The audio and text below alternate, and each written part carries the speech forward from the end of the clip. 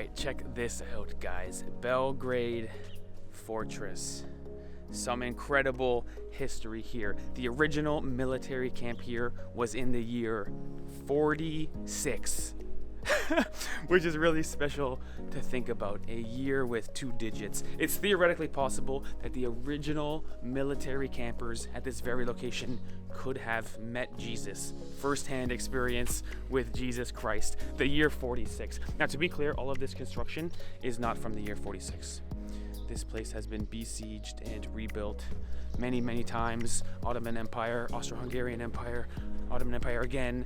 And so most of this stuff here has been rebuilt in the Middle Ages or as recently as the 1900s. Like we can see some of this stonework here looks more or less brand new.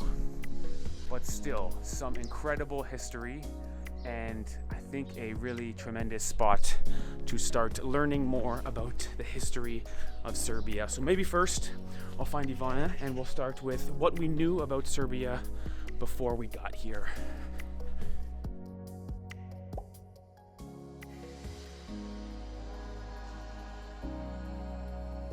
What I knew about Serbia? Not much, to be honest. Okay. But I knew it's in the Balkans. Okay. And it used to be a former Yugoslavian country. 2 good ones, actually. That's all. I would say what I knew about Serbia was a very interesting fact from the chess world involving Yugoslavia, which I'll save you the story. Interesting. Nobody cares about chess. Maybe at the end of the video, I'll give you my interesting chess story. But I would say I knew Novak Djokovic, the #1 tennis player in the world for like the past 10 years or so, as well as Nikola Tesla, the father of electricity. Right. Which is a really good one. Yes. That should be a proud thing for Serbians. As well as I would say what I knew about Serbia was we had, if you remember, an incredible landlord. Ah, yes. Goran and his wife Sasha and their 2 daughters. Right. And they looked after us. One time he was up in our apartment fixing the radiator, and I said, "Do you want a beer or something?" And he said, "Am I sick?" I said, "What?" He said, "Am I sick?" I said, "No." He said, "Then of course I want a beer." So I always thought Serbians were cool people, and he showed me how to fix the radiator, and him and I had a beer, and I just thought, Serbians, they're pretty exciting. They're pretty cool people. Now, here we are in fact, the most visited tourist attraction in all of Belgrade.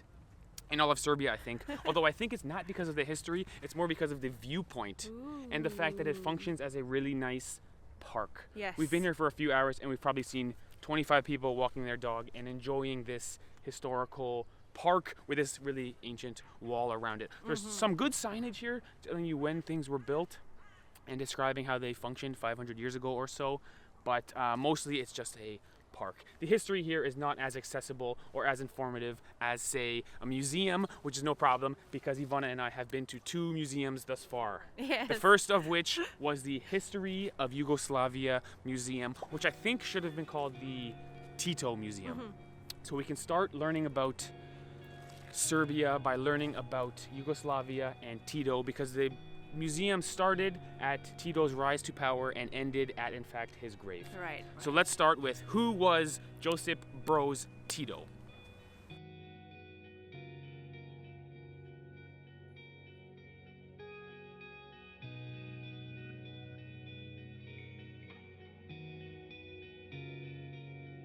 Alright, so during World War II, Serbia was part of what was called the Kingdom of Croats, Slovenes, and Serbs, which would be modern time Croatia, Slovenia, and Serbia. Now, it was occupied by German forces, and Josip Broz Tito was the leader of the Communist Party, which at the time was not in power yet, but he did command something called the People's Army, which was referred to as the most effective resistance in all of occupied Europe.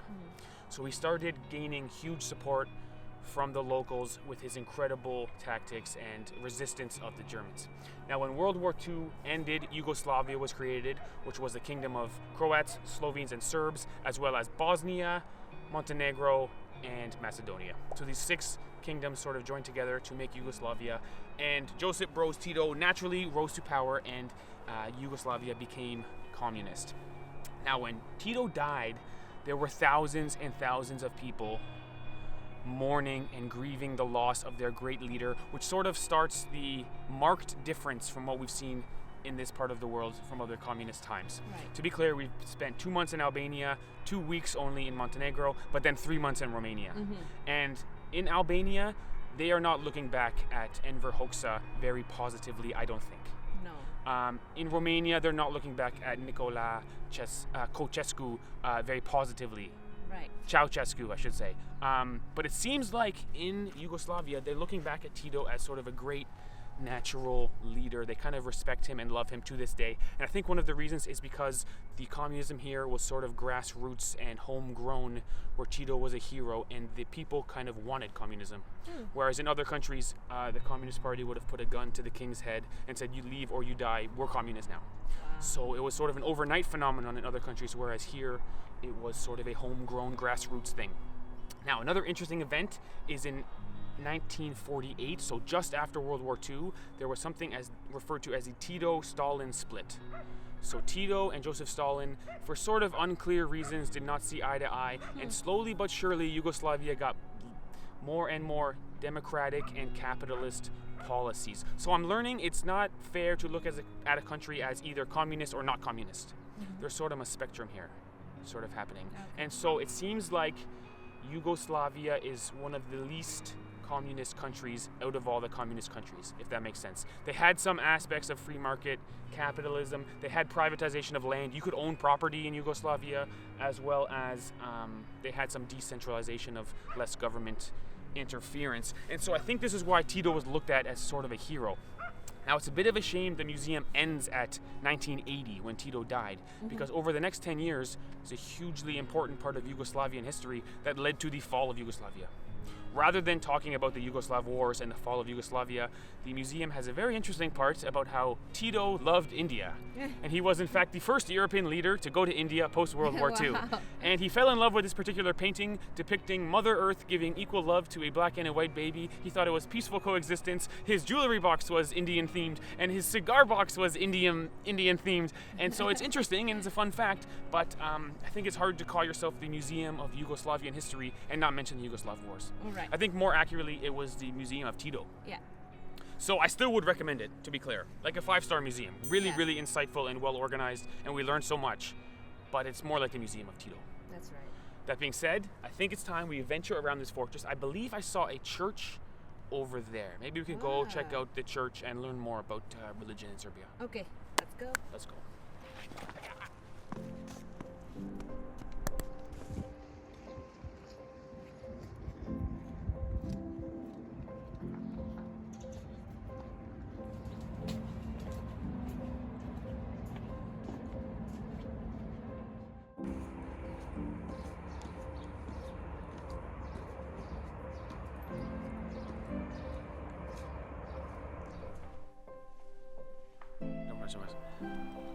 Wow, guys, I think our first time in a military church, if I'm not mistaken. And to be clear, it was totally empty in there. Not another person other than us, but I couldn't bring myself to turn the camera around and start vlogging in the church. Something about it seemed like I should be quiet, although it was totally empty and I probably could have. I will say I love the idea of looking at what's above you and admiring the artwork in these churches, because it's sort of a natural religious idea, admiring the heavens or being in awe of what's above you. God itself even sort of reminds us of what we saw yesterday in Belgrade, which was in fact the largest church in all of the Balkans. I should say the largest Orthodox church in all of the Balkans. Obviously that church is an order of magnitude more grand than this one, but still the same idea where you're in awe of what's above you, really appreciating. And I love the gold mosaic tiles, everything shining and so beautiful, just immaculate. Even the gift shop in that church was just awe-inspiring, and some really nice items they had that if we had infinite backpack space, we would have picked up something. Yes. But we start to get a sense of just how important the Orthodox religion is here in Serbia. And to be clear, Ivana and I are non-Orthodox people. We've had the same experience in mosques. We've had the same experience in Buddhist temples, this sort of natural awe of all the artwork and all the craftsmanship and just the appreciation for what's above. Seems like a natural religious idea. I will say something very interesting I think we've never seen before. In this military church, the chandeliers are in fact made out of bullets, as well as swords, as well as other sort of war items, and it sort of ties in with the fortress. For something like 500 years, this part of the world was back and forth fighting with the Ottomans and sort of protecting and defending this really important Orthodox religion. So as you're looking at what's above you in awe, you're noticing that the military is one of those things that we should be appreciating as well, sort of defending us from invaders. And so really, really great experience. I will say there's so many reasons to come to Belgrade Fortress. Come for the history, come for the military church, come for the view, even come to walk your dog. And I will say it's free to enter. That's right. I'm reading online about this almost 2,000-year-old military camp that turned into a fortress. I'm thinking, okay, we'll pay some money and go there. Just walk in as if you own the place. Right. Really, really nice. And with that, I'm excited to talk about our experience at the Nikola Tesla Museum. First, let me calm down because I'm too excited for this. Too excited for this. One second. All right, the Nikola Tesla Museum. To be clear, it's a 1-hour tour. It's booked. There's English version and Serbian version. You have to kind of pick your time and go. The first 20 minutes of the tour is a video. So really, it's a 40-minute tour because the video of equal quality would be available on YouTube. Nothing too special in the video, but the next 20 minutes are quite interesting. We get a really beautiful visual display of just one of the patents that Nikola Tesla had. So to be clear, in this upcoming footage, Ivana is holding a light bulb in her hand with no wires. She's just holding a light bulb. Now watch this. Yes.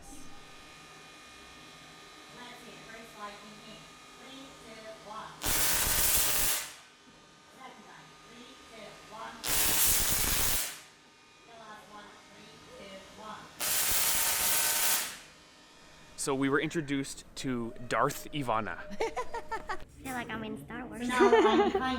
So one of Tesla's many inventions was wireless electricity. Now we know Tesla as the father of alternating current. This is the type of electricity we use today. The big advantage over direct current is that you can have any length between the power source and the load. So none of us live near a power plant. Put the power plant way over there, we run a cable and the electricity works. So really the father of modern electricity is Nikola Tesla. So far ahead of his time, he was in Serbia living here, and he actually went to the US to try and convince people. Because nobody knew how smart he was. He was so brilliant that his machines were so incredible. Everyone's like, is it really the future? Do we need electricity? Is it so great what you're doing? He's like so ahead of his time, right? And the most mind-blowing fact we learned from the museum is he didn't invent these things with a pencil and paper. He literally saw them in his head in a 3D rotating all the specs, all the distances, the thickness of the copper. He knew everything in his head, and he would close his eyes, visualize it, and just build it. Wow. So they tried to show us in the museum what he could do in his head. It's hard to really represent. It's like a 3D CGI image in his head of machines that had never been seen before that will change the entire course of humanity. To the point where he would go into the patent office with the machine. He'd say, I like to patent this. And they would say, where's your blueprints? And he would go, blueprints? What's that? He never even drew the thing. It's unbelievable. So the biggest electrical engineering endeavor of the time was the New York Niagara Falls hydroelectric dam in New York. This huge electricity generating dam in Niagara Falls. There were 13 patents used in that project. 9 of them were owned by Tesla. Wow. So all of the alternating current, all of the machines that turned current into rotational energy, so many things he owned. And he's not a businessman who purchased the patents. He's a guy who in his head just dreamt up the patents. He's such a genius. It's incredible. This is why we have Tesla cars now. It's not a coincidence. Right. He really is the father of like modern electricity. Let's be clear. Ivana's iPhone 11 we have. There's already a 12 and already a 13. Yeah, right. These things are like 2% better than the previous one. Yes. And there's like hundreds of engineers working on this thing. Yes. This is one guy without a pencil or a paper creating over 300 patents he had. All this incredible stuff, wireless energy, alternating current, this thing we still use, countless machines he invented just in his head. You cannot overstate the importance of Tesla. Wow. It's really incredible. Put it this way, he spent most of his time in the United States, Right. and yet on the $1 bill here, he is, I don't have any. Anyway, Tesla is on the $1 bill in Serbia. Yeah. A non-politician who spent most of his time in the United States, and Serbia is right to have him on the money here. Yeah, and this is also- a national hero. This might be the most smartest man who ever lived. Yeah, and also, they named the airport after him. When we land in Belgrade, we land at Nikola Tesla Airport. Yes. Einstein is the name, right? If someone's really smart, oh, look at this Einstein. But it might be Tesla, really. Yeah. It's superlative.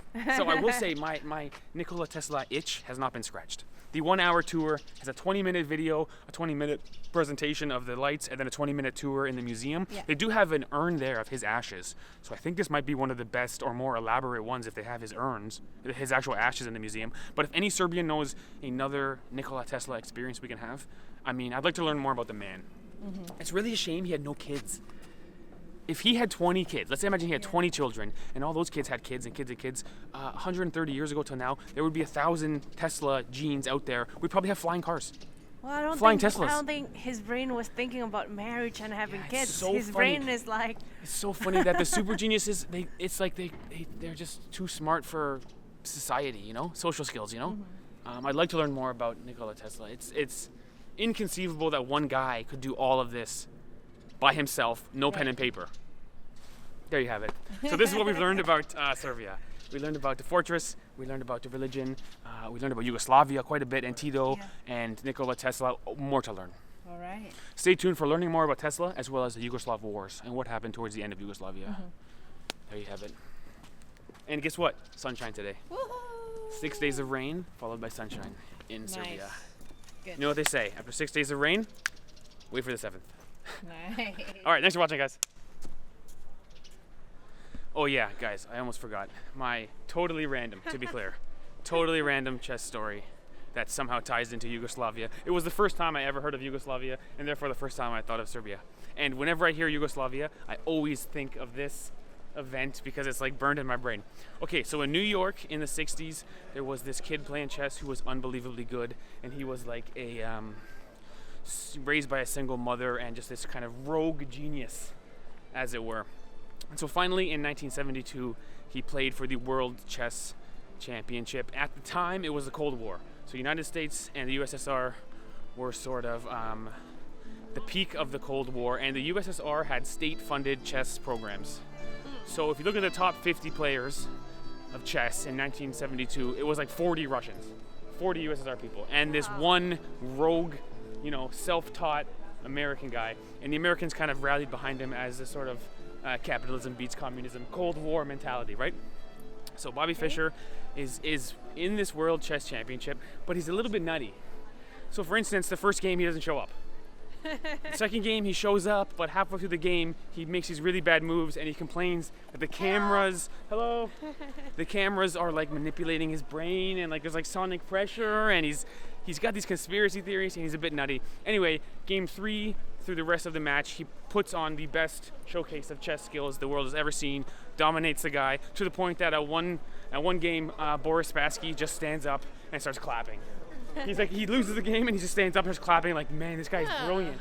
Such a brilliant, you know, you cannot overstate Bobby Fischer's brilliance in chess, aside from his a little bit nutty mind. Anyway, after 1972, he's the World Chess Championship. He should go back to, violinist. With a rabbit. I don't know if you can. With a rabbit out front. Very interesting.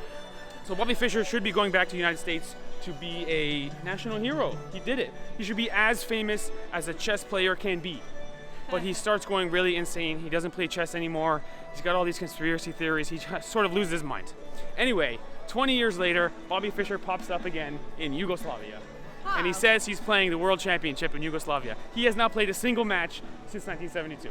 So this is not how championships work. You can't win a championship and then not play anymore and still be the champion, right? So he's not the champion. It's just totally bizarre. He's got a huge beard. He's like a nut. But at the time, America and Yugoslavia had a trade embargo. So United States citizens could not go to Yugoslavia. Oh, interesting. Totally illegal, in the same way that United States could not go to Cuba for like decades. Right. So the US tells him, you gotta leave Yugoslavia right now or we're gonna revoke your passport. Doesn't listen, he's nutty. He plays these chess games which nobody even watches because it's not the World Chess Championship, but he thinks it is. Loses his passport and loses his citizenship, and now he's begging for asylum in Yugoslavia with nowhere to go. Totally random.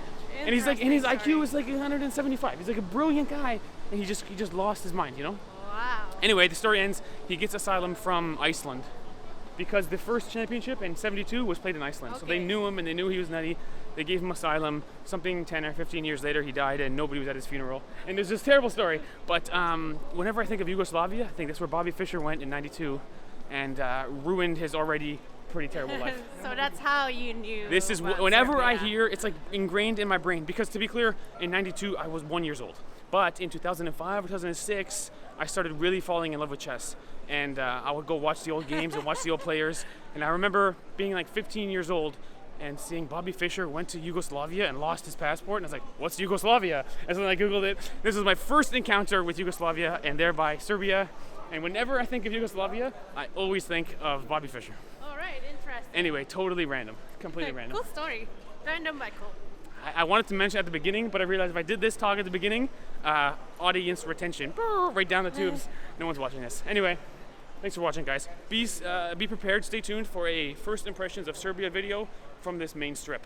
Ooh. Pretty great. You saw the street performers with rabbits and violins. Yeah. I mean, what could be better than that? Explore more. Oof, I'm excited now. Talking about chess, go home and play some games. All right, guys, thanks for watching. See you. We got a first impressions video and we got a street food video coming soon. Boom. Later, skater.